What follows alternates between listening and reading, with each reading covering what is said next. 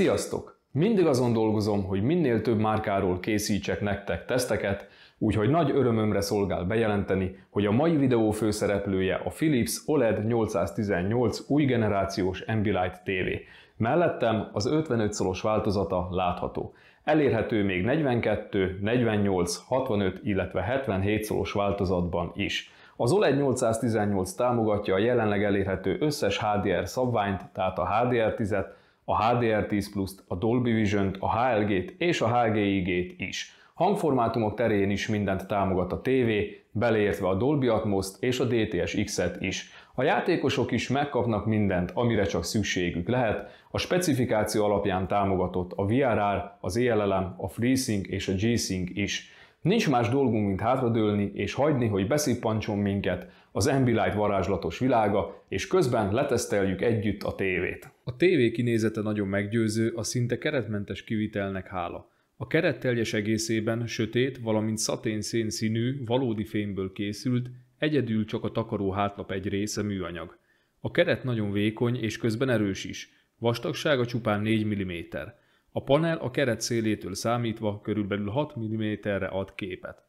A tévé a legvastagabb pontján eléri a 230 mm-t. A talp, illetve az állvány is szatén-szén színű fémből készült, szépen lekerekített sarkokkal, a talp bal sarkában található a Philips felirat. A talp nagyon masszív, meglepően nagy súlya van, megközelíti a 3,5 kg-ot, így tökéletesen, billegésmentesen tartja a tévét. A talpat egy forgó állványra kell felszerelni, melynek hála körülbelül plusz-minusz 15 fokban forgatható a tévé. A forgó állványhoz kapott takaró elem kábelrendezőként is funkcionál. A talp 7 cm-re emeli meg a tévét, így példának okáért egy soundbar vagy hangfal elhelyezése problémás lehet a tévé elé.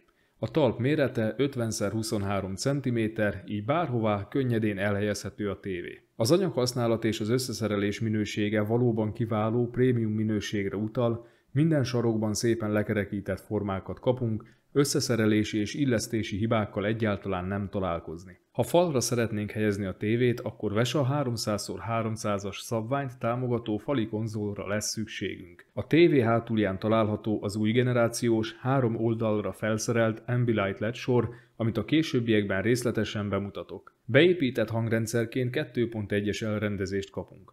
A hangszóró közteljesítménye 70 Watt. Egészen pontosan 4 darab 10 wattos közép-magas-sávú hangszóróval és 1 darab 30 wattos mélynyomóval van ellátva a tévé. A tévé támogatja a Dolby Atmos és DTS-X hangformátumot is, szóval mindent, amire szükségünk lehet. A tévé hangzása teljesen testre szabható, hála a beállítási lehetőségek széles körének. Jópofa funkció, hogy lehetőség van a tévé hangzását kalibrálni a távirányítóba beépített mikrofon segítségével. Ez egy pár másodperces folyamat, aminek során akusztikailag optimalizálásra kerül a hang a tévé környezetének megfelelően. Hangzást tekintve a 818 valamivel az átlag felett teljesít. A hangfalak nem szólnak rosszul, a hangok tisztán szólalnak meg, de semmi más extrát nem tudok róluk elmondani, így aki dinamikusabb hangzásra vágyik, mindenképpen érdemes legalább egy soundbar beszerzése. Ha támogatni szeretnéd a csatornám működését, kattints a csatlakozás gombra, és legyél te is rajongói tag exkluzív tartalmakért, vagy használd a szuperköszönet gombot. Köszönöm! Ha a lehető legjobb képet szeretnéd te is kihozni a tévédből, nyugodtan keresd meg professzionális kalibrálásért. A csatlakozók szemből nézve a tévé bal oldalának hátulján találhatóak, egy részük oldalról, míg a maradék alulról érhető el. Összesen 4 darab HDMI csatlakozót kapunk. Ezekből 2 darab 48 Gbps sávszélességre képes, tehát támogatják a 4K felbontást 120 Hz mellett. Sajnos az EARC funkció az egyik 48 Gbps HDMI porton kapott helyet. A TV 3 darab USB csatlakozóval van szerelve, melyekből az egyik 900 mAh.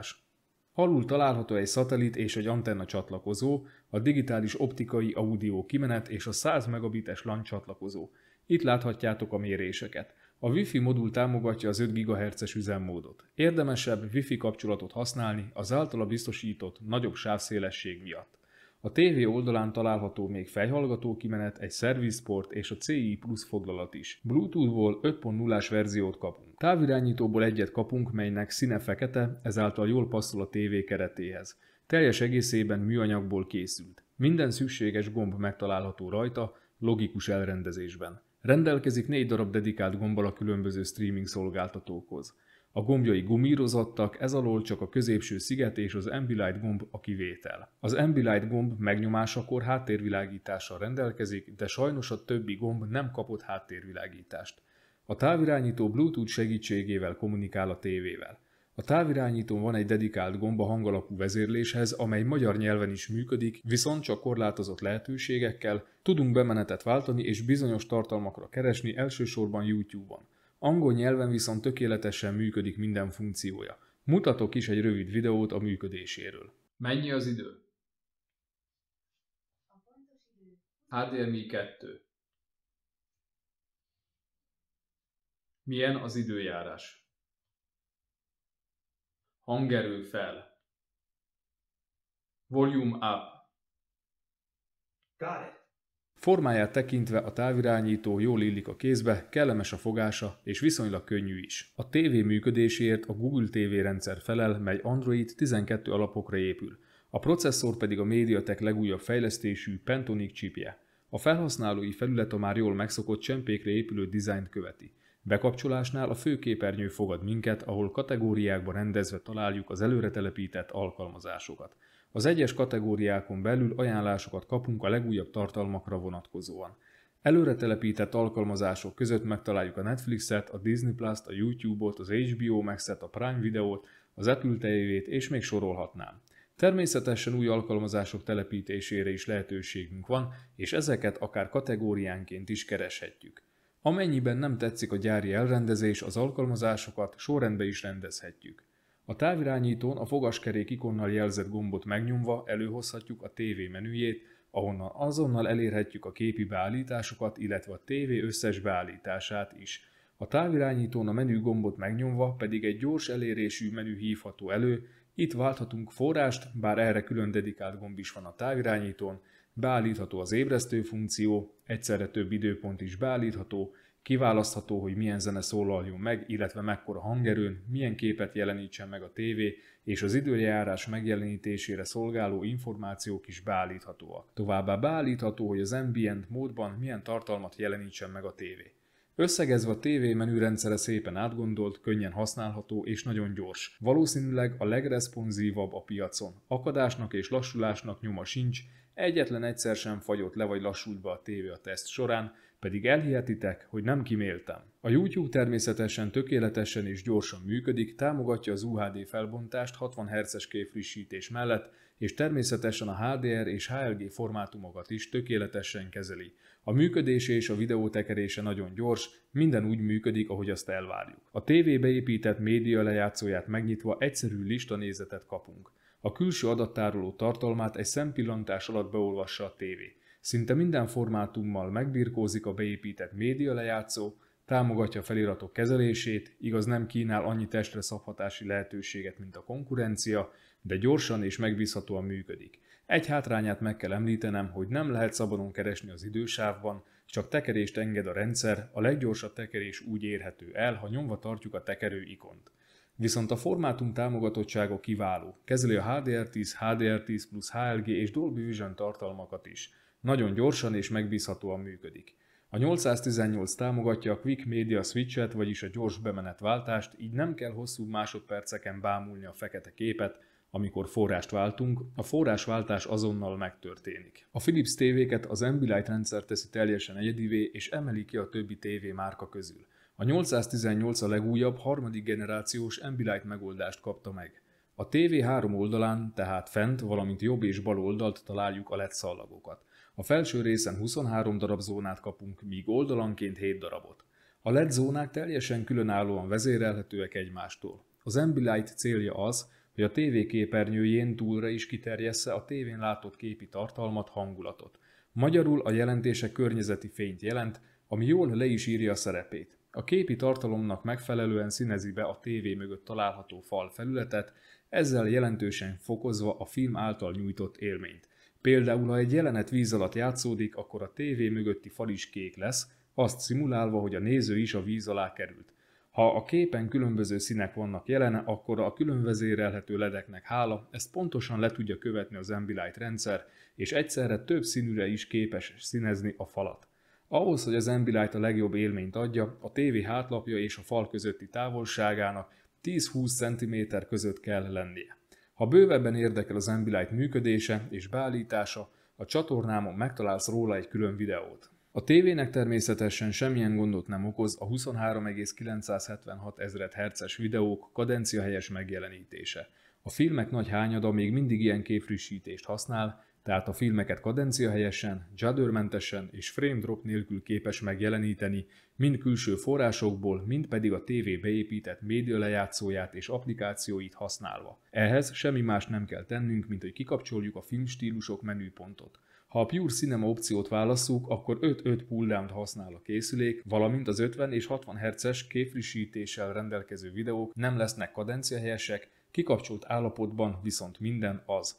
Abban az esetben, ha valakit zavarna az alacsony képkockaszám miatt a pásztázó kameramozgásoknál jelentkező, akadozó darabos mozgás, amit még tovább ront az OLED panel rendkívül gyors válaszideje, akkor kapcsolja be a filmstílusok menüpontot és válassza ki a számára leginkább tetsző opciót. De érdemes szem előtt tartani, hogy minél magasabbra állítjuk a smoothness-t, akkor annál több képhibákat fogunk kapni. 50 Hz és afeletti anyagoknál lehetőség van a mozgás elmosódás csökkentésére. Kikapcsolt filmstílus mellett a már jól megszokott 300 sor körüli mozgásfelbontást kapjuk, bekapcsolt állapotban ez könnyedén 1080 sorra is emelhető. Tovább nincs lehetőség emelni a mozgás felbontást, ugyanis jelenleg nem rendelkezik a TV BFI opcióval. Nem kár érte, ugyanis én mindig a BFI kikapcsolását javaslom, mert BFI mellett nagyon villog a kép, valamint a fényerő is drasztikusan lecsökken, arról nem is beszélve, hogy fárasztja a szemet, a mozgás felbontást pedig láthatóan nem igazán növeli meg. Az 50 Hz és afeletti anyagoknál is érdemes óvatosan bánni, a filmstílus beállításaival ugyanis túlzott használata erőteljes képhibákat fog eredményezni. Az OLED 818 a Philips saját fejlesztésű P5 engine-jét használja a képfeldolgozásra. A felskálázás minősége nagyon jó. A 720p-s anyagokat nagyon szépen felskálázza a tévé, és szerencsére még a kis felbontású SD TV adások is nagyon szép élesnek tűnnek, köszönhetően a magas pixelsűrűségnek és a jó képfeldolgozó processzornak. A Full HD filmek nagyon élesek, és ha az élességet nullára állítjuk, akkor plusz képzaj sem kerül a képre. Nyilván a natív felbontású UHD anyagok mutatnak a legszebben az OLED 818-on, az UHD tartalmak borotva élesen jelennek meg a képernyőn, hála a Pentonic chipnek és a P5 engine-nek.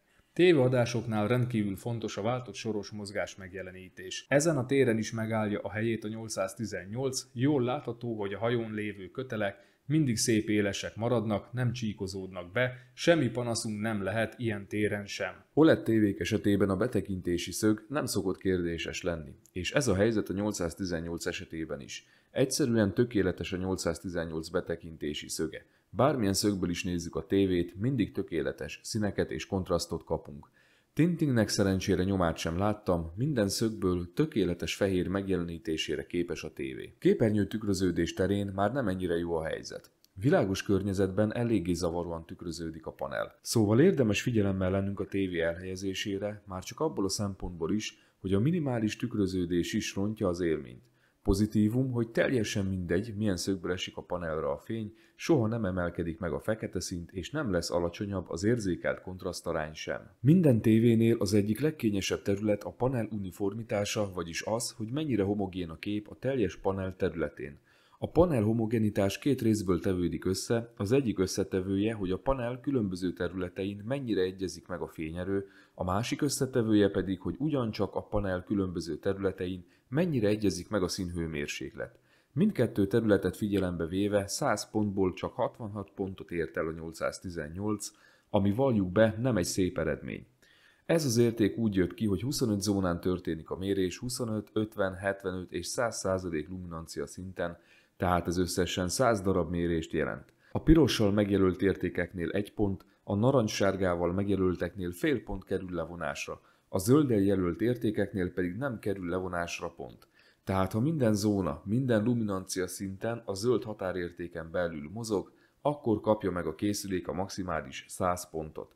A mérések alapján a homogenitásbeli problémák elsősorban a sarkokban és a képernyő alsó részén jelentkezhetnek, amik szerencsére fókuszon kívül esnek. A 66 pontos eredmény ellenére homogenitásbeli problémák, legyen szó felhősödésről, dirty screen effektről vagy tintingről egyáltalán nem láthatóak filmezés vagy játék közben.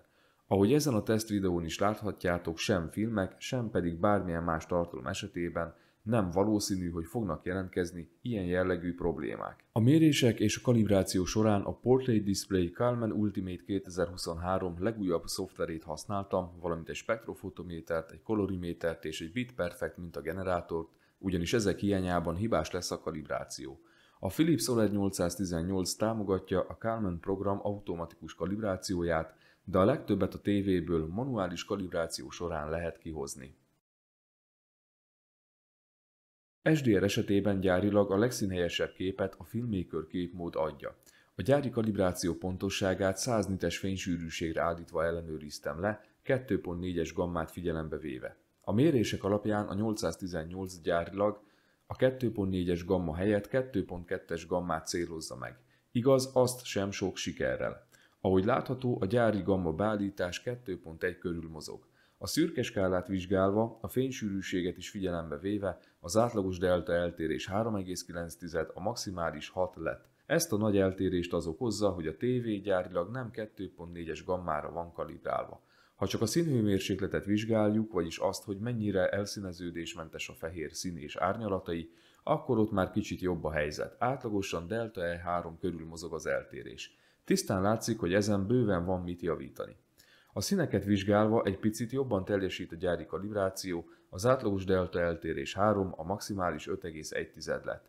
Egyértelműen van mit javítani a gyári SDR kalibráción. HDR esetében gyárilag szintén a Filmmaker képmód adja a legszínhelyesebb képet, és sokkal jobban teljesít, mint az SDR mód. A fénysűrűséggel korrigált szürke skálát tekintve az átlagos delta eltérés 2,3, a maximális pedig 3,46 lett. Az EOTF görbe kicsit a referencia görbe felett fut, ezáltal minimálisan világosabb képet kapunk a szabványhoz viszonyítva, de ez egészen szép eredmény. P3 szintér szaturációját vizsgálva az átlagos delta eltérés 3,76, a maximális 8,36. A cél az, hogy a delta E eltérés ne lépje át a 3-as szintet. Ennek következtében a színek kicsit alul szaturáltak, és kevesebb fényerővel rendelkeznek az optimálishoz képest. BT2020 szintér esetében az átlagos delta eltérés 4,61, a maximális 10,51 lett. Dolby Vision esetében a fénysűrűséggel korrigált szürke skálát vizsgálva az átlagos delta eltérés 2,1, a maximális 4,5. 70%-os luminancia szintig a kritikusnak számító delta E3 alatt mozog az eltérés, ami nagyon szép eredmény, sőt 55%-os luminancia szintig 1 körül, ami referencia szint. Az EOTF görbe 35%-os luminancia szintig kicsit a referencia görbe felett fut, aminek az eredménye az optimálisnál minimálisan világosabb kép. A színeket vizsgálva, ha a fénysűrűséget is figyelembe vesszük, akkor az átlagos delta eltérés 3,45, míg a maximális 8. Viszont ha nem vesszük figyelembe a színek fényerejét, akkor az átlagos delta eltérés csupán 1,43 lett. Kalibrálás után egyértelműen bámulatos a javulás SDR esetében. A szürke skálát vizsgálva abszolút referencia szintű értékeket sikerült elérni. Az átlagos delta eltérés 0,2, a maximális pedig 0,4 lett. A gamma görbe is hatalmas mértékű javuláson esett át, és immár tökéletesen követi a referencia 2.4-es görbét. Ennek hála a kép tökéletesen, kontrasztosan jelenik meg, és természetesen nem tűnik el egyetlen pici apró részlet sem. A színeket vizsgálva is brutális a javulás, az átlagos delta eltérés 0,5, a maximális 1 lett, ami ismételten referencia szintű eredmény. Több mint 100 mintát vizsgálva egy speciális színellenőrző mintasoron néztem meg a tévé tudását. A minták között találhatóak a különböző bőrszíntónusok, valamint a zöld szín árnyalatai, amelyek helyes megjelenítése a tévéknek mindig is nagy kihívást okozott, és ezekre a legérzékenyebb az emberi szem. Az átlagos delta eltérés ebben az esetben 1, a maximális eltérés pedig 3,1 lett. Ahogy látható, csak a kék szín néhány árnyalata éri el a delta E3-as szintet, a színek majdnem 99%-a delta E2 alatt van, ami dicséretes eredmény. A HDR kalibráción is sikerült jócskán javítani. Immár a fénysűrűséggel korrigált szürke skála esetében is referencia közeli eredményt sikerült elérni. Az átlagos delta eltérés 0,57, a maximális 1,27 lett. Az EOTF görbe szinte tűpontosan követi a referencia görbét, aminek eredményeként HDR esetében is nagyon szép, dinamikus, kontrasztos képet kapunk. P3 szinteret vizsgálva kalibrálás után ismét csak brutális a javulás, az átlagos delta eltérés 1,9, a maximális 2,54 lett. Ez is dicséretes eredmény. BT2020 szintér esetén már nem ennyire fényes a helyzet, az átlagos delta eltérés 3,9, a maximális 8,71. Jelenleg a HDR tartalmak túlnyomó többsége P3 szinteret használ, amit viszont remekül megjelenít a tévé. HDR esetében is lefuttattam egy speciális színeket tartalmazó színellenőrző mintasort, ebben az esetben a fénysűrűséget is figyelembe véve az átlagos delta eltérés 5,82, a maximális 12,4 lett. A nagyon nagy eltérést a színek nagyon alacsony fényereje okozza. Kalibrálás után Dolby Vision esetében is nagy a javulás. A fénysűrűséggel korrigált szürkeskála esetében az átlagos delta eltérés 0,68, a maximális 1,93 lett. Immár az EOTF görbe is szinte tökéletesen követi a referencia görbét, így már kellően világos és kontrasztos képet kapunk. Színek tekintetében is megszűnt a probléma, a fénysűrűséget is figyelembe véve az átlagos delta eltérés 1,83, a maximális 4,3. Egyedül csak a narancssárgás árnyalatú színek haladják meg a delta E2-es szintet, ugyanis kevés ezen színek fényereje. Mindent összevetve sok panaszunk nem lehet. Kalibrálás után a maximális fényerő 10% képernyő lefedettség esetén 762 nit lett. A grafikonon láthatóak a különböző képernyő lefedettséghez tartozó fényerő szintek. A tévé a maximális fényerejét 2%-os képernyő lefedettség esetén éri el 850 nit személyében. Teljes képernyő lefedettség esetén a maximális fényerő pedig 181 nit. A fényerő stabilitást vizsgálva az látszik, hogy 133 másodpercig tudja tartani a tévé a maximális fényerejét, majd szépen lassan elkezdi visszavenni a fényerőt, 240 másodperc elteltével 580 nitre csökken a fényerő. Az ideiglenes kép visszamaradás már 5 másodperc után jelentkezik. Az ideiglenes kép visszamaradás az a jelenség, amikor a képen hosszabb ideig jelenlévő, nagyon világos tartalom nyomot hagy maga után egy időre. Akkor látszik a legjobban, amikor világos tartalom után nagyon sötét jelenet következik. 5 másodpercig hagytam kint ezt a mintát maximális fényerőn, jól látható, hogy ilyen kevés idő is elég ahhoz, hogy megjelenjen a kép visszamaradás. Körülbelül 1 perc után tűnik el teljesen a nyoma.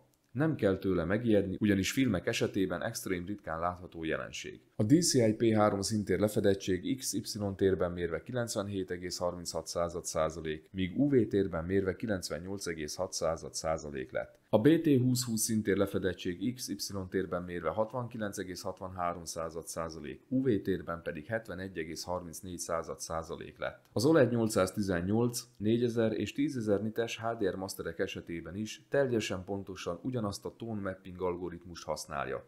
De van lehetőségünk befolyásolni a tone mappinget, mégpedig a HDR10 hatás beállításával. 3 opció közül választhatunk, ezek a minimális, a közepes és a maximum. Minél magasabb opciót választunk, annál világosabbak lesznek a részletek, de annál több részlet fog eltűnni a képről. Én a kikapcsolt és a minimális opció használatát ajánlom. Ezen a tesztábrán jól látható, hogy HDR esetében a 818 körülbelül 4000 nitig képes megjeleníteni a szürke skála részleteit.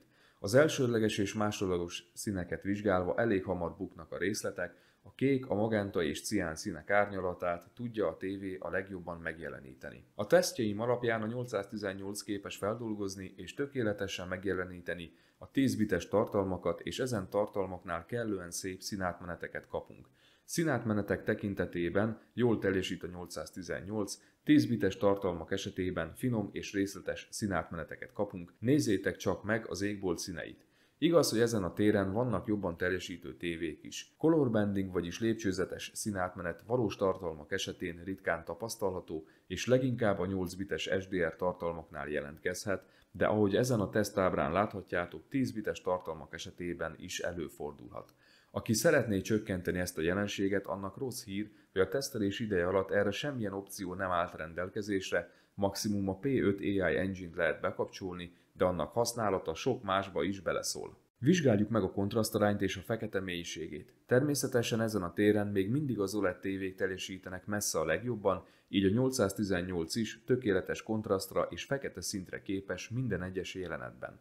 A TV on-off és ANSI kontrasztaránya egyaránt tökéletes, vagyis végtelen. Az OLED technológia miatt teljesen mindegy, hogy milyen ADR szint mellett mérjük a kontrasztarányt, ugyanis az mindig állandó, hála annak, hogy minden pixel fényereje külön vezérelhető. Az ADL az átlagos képernyő fényerő szintet jelenti, itt láthatjátok is a méréshez használt mintákat. Az OLED technológiából kifolyólag a TV jelenettől függetlenül mindig képes a tökéletes fekete megjelenítésére. Ennek eredményeként mindig rendkívül dinamikus, kontrasztos képet kapunk. A rendkívül mély feketék ellenére kalibrálás után nem jelentkezik black rush, vagyis a sötét részletek elvesztése. Minden egyes árnyalat tökéletesen megfigyelhető, még a legsötétebb jelenetekben is. Egyszerűen tökéletes. A fekete közeli részletek zajosodás nélkül jelennek meg a képen, és a dithering is nagyon minimális, csak extrém közelről látható, tökéletesen teljesít a tévé. A korábbi Philips OLED-ekre jellemző volt a Black Prominence Overshoot probléma, vagyis az, hogy a fekete közeli részeket csak nagyon nagy zajjal és blokkosodással volt képes megjeleníteni a tévé. Még rosszabb volt a helyzet a tömörített tartalmak esetén. Örömmel jelentem be, hogy a 818 esetében szinte teljes egészében megszűnt ez a probléma, én egyetlen egyszer sem vettem észre, legyen szó bármilyen tartalomról. Ez nagyon nagy előrelépés. Ahogy korábban már említettem, a TV maximális fényereje 10% képernyő lefedettség esetén 760 nit, 2% esetében pedig 850 nit. OLED tévék esetében ez manapság már csak átlagosnak mondható, de bőven elegendő arra, hogy a HDR tartalmak látványosan jelenjenek meg a képernyőn. A HDR és Dolby Vision tartalmak nagyon szépen jelennek meg a tévé képernyőjén, nagyon szép képi dinamika jellemzi őket, legyen szó akár világos vagy sötét jelenetekről. Ha nagyon világos környezetben használjuk a tévét, akkor megpróbálkozhatunk azzal, hogy a HDR10 hatást közepesre vagy maximumra állítjuk. Ezzel összességében átlagosan világosabb képet fogunk kapni, de természetesen ilyenkor már nem beszélhetünk szabványos képről, és bizonyos részletek is elveszhetnek. Az OLED tévékre jellemző, hogy statikusnak tűnő tartalmaknál, ahol nem igazán változik a képernyő átlagos fényereje, illetve nagy fényerővel rendelkező jeleneteknél előbb vagy utóbb elkezdi a tévé visszavenni a fényerőt. Ez nem csak a világos jeleneteknél figyelhető meg, ahol egyébként 133 másodperc elteltével kezd el csökkenni a fényerő, hanem a sötét jeleneteknél is. A 818 esetében a hosszan tartó sötét jeleneteknél, mint például a Sárkányok háza ezen jeleneténél, 2 perc múlva kezd el csökkenni a fényerő, tehát abban az esetben, ha egy sötét jelenet statikus átlagos fényerővel nagyon sokáig tart, akkor túl sötét lesz a kép. Reméljük ezen egy későbbi firmware frissítés segíteni fog. Az OLED tévék egyik gyengesége, hogyha világos tartalom tölti ki a kép nagy részét, akkor extrém mértékben lecsökken a maximális fényerejük. A 818 esetében ez 181 nitet jelent. Ez a jelenség az összes OLED tévére igaz. Ilyen jeleneteknél érezhetően kevés a fényerő, például egy mini LED tévével összehasonlítva. Az input lag felbontástól független. Filmmaker módban 60 Hz esetén Full HD és UHD felbontás mellett 182,3 millisekundum az input lag, a válaszidő 0,4 millisekundum, a teljes válasz 182,7 millisekundum. Game módban 60 Hz-en felbontástól függetlenül 14 millisekundum az input lag, a válaszidő 0,3 millisekundum, a teljes válasz pedig 14,3 millisekundum. Game módban 120 Hz-en felbontástól függetlenül 5,3 millisekundum az input lag, a válaszidő 0,3 millisekundum, a teljes válasz pedig 5,6 millisekundum. Játékosok számára kitűnő választás a 818, ugyanis támogatja a jelenleg elérhető összes funkciót, amire egy gamernek szüksége lehet, és ugyanolyan színhelyesre kalibrálható, mint játékmódon kívül, valamint a tévé fényereje sem csökken le játékmódban. A TV támogatja az ELLM funkciót, vagyis az automatikus alacsony késleltetési módot, amely azért felel, hogy ne kelljen manuálisan váltani a képmódok között, attól függően, hogy éppen játszunk vagy filmet nézünk. Ha konzolt kötünk a tévére, akkor azon a bemeneten rögtön játékmódba vált a tévé. Ha a konzolról szeretnénk egyszerre játszani és filmet is nézni, akkor is automatikusan vált a tévé a game mód és film képmód között. Erről is vettem fel videót, és mint ahogy láthatjátok, ha filmet indítunk a konzolról, akkor a tévé kilép a játékmódból, illetve ha befejeztük a filmet és visszalépünk a konzol menüjébe, ismét visszavált játékmódba a tévé. Tökéletesen működik. Természetesen a tévé támogatja a VRR-t is, vagyis a változó frissítési frekvenciát, amely biztosítja, hogy a panel mindig olyan frissítési frekvencián működjön, ahány FPS-sel éppen fut a játék. VRR esetében néhány játéknál a nagyon sötét jeleneteknél tapasztaltam egy kis vibrálást. 120 Hz és bekapcsolt VRR mellett is teljes értékű 4K felbontást kapunk, tehát nem csak 1080 soros vertikális felbontást, mint amivel sajnos más tévék esetében találkozhatunk. A 818 rendelkezik Game Bar funkcióval is, amely játék képmódban azonnal aktiválódik. Itt többek között láthatjuk, hogy hány FPS-sel fut éppen a játék, mekkora a felbontás, HDR jelet kap-e a tévé, stb. Kapunk pár beállítási lehetőséget is. Lehetőség van bekapcsolni a célkeresztet. A Shadow Control menüpont pedig a sötét közeli részeket állítja, ezt mindenképpen kapcsoljuk ki. Ha bekapcsoljuk, akkor elveszik a kontraszt, a fekete szín nagyon emelkedett lesz, valamint szürke és fátyolos lesz a kép. Kiválasztható a színhőmérséklet, és kibe tudjuk kapcsolni az Ambilight opciót is. Érdekesség, hogy HDR játékmódban a fényerő növelése csak közepesre van állítva, ezt mindenképpen állítsuk maximumra. Ha HGIG funkcionalitást szeretnénk elérni a tévén, akkor a menüben a HDR hangleképezést állítsuk ki per HGIG opcióra. A HGIG a 818 esetében tökéletesen működik, amit a mérések is alátámasztanak. Egyébként a HGIG azért jó, mert HDR játékok esetében a konzol már a tévénk maximális fényerejét figyelembe véve rendereli ki a HDR képet, ezáltal optimálisabb képet kapunk. Ahhoz, hogy a konzol tudja, mire képes a tévénk, lépjünk a konzol HDR kalibrációs menüpontjába. PS5 esetében az első és második képernyőn is 14 kattintásra lesz szükségünk, hogy a napocska egybeolvadjon a háttérrel, az utolsó képernyőn a fekete színt beállításnál pedig 0 kattintásra. Ha világos környezetben játszunk, akkor addig állítsuk a konzolt, amíg a napocska még éppen hogy látszik a fekete háttér előtt. Fontos kiemelni, hogy game módban a tévé maximális fényereje nem csökken le, ugyanúgy 800 nit körül mozog, mint filmmódok esetében. Mint ahogy a sötét jelenetekkel operáló HDR filmek esetében, úgy a sötét HDR játékoknál is tökéletes a fekete közeli jelenetek részletessége, egyáltalán nincs black crash, mindig minden részletet tökéletesen látni lehet. Játékok esetében is mindig nagyon dinamikus, kontrasztos és éles képet kapunk. Xbox tulajoknak jó hír, hogy az új Pentonic chipnek hála a 818 támogatja a Dolby Vision játékmódot 120 Hz mellett is. A PC játékosok megkapják a FreeSync és G-Sync támogatást is. G-Sync esetében semmilyen képhibával nem találkoztam, tökéletesen működik minden. Viszont a G-Sync-et saját magunknak kell engedélyezni a videókártya beállításai között. Az Nvidia vezérlőpultban a megjelenítő menüpont alatt válasszuk a G-Sync beállítása opciót, és mindent pipáljatok úgy be, ahogy most mutatom. Ahhoz, hogy monitorként megfelelően tudjuk használni a tévét, a képmódok közül a monitor módot kell kiválasztanunk. Ezzel az egyszerű lépéssel engedélyezzük a színek teljes kroma átvitelét. Első pillantásra úgy tűnik, hogy ezzel valóban megkapjuk a teljes kroma átvitelt, de közelebbről szemügyre véve a képet jól látszik, hogy a kék és piros háttér előtt magenta színű betűkkel nem kapunk teljesen éles képet. Valamint a vékony zöld vonalakat szemügyre véve is látszik, hogy bizonyos szakaszok nem zöldek, hanem fehérek. Teljes értékű kroma átvitelnél nem lehet ilyen jelenség. Szóval a teszt során használt firmware-rel nem működik teljesen jól a teljes kroma megjelenítés.